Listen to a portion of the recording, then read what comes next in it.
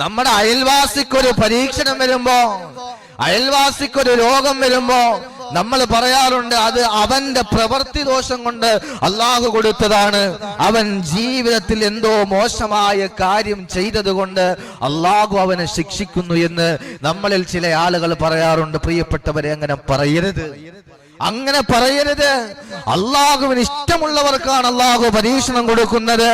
അള്ളാഹുവേ, രാജാവിന്റെ മകൻ പറയുകയാ, മാ അസാബ ഇല്ലാ ബിദംബിൻ അസാബാ. ഉറവ എന്ന് പറയുന്ന അള്ളാഹുവിനെ സ്നേഹിച്ച സഹാബിയുണ്ടല്ലോ, ആ സഹാബി ജീവിതത്തിൽ എന്തോ തെറ്റ് ചെയ്തത് കൊണ്ട് അള്ളാഹു ഇത്രയും പരീക്ഷണം കൊടുത്തതെന്ന് രാജാവിന്റെ മകൻ പറഞ്ഞപ്പോൾ മഹാനായ ഉറവ തങ്ങൾ പറയുകയാ, ലാ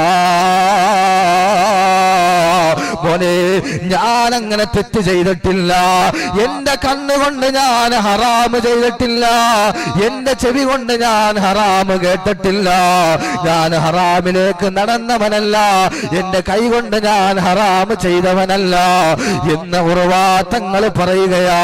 അവിടുന്ന് പറയുന്നു, വലക്കൽ ഹംദ് വലക്കൽ ഹംദ് അവ്വലൻ വആഖിറ.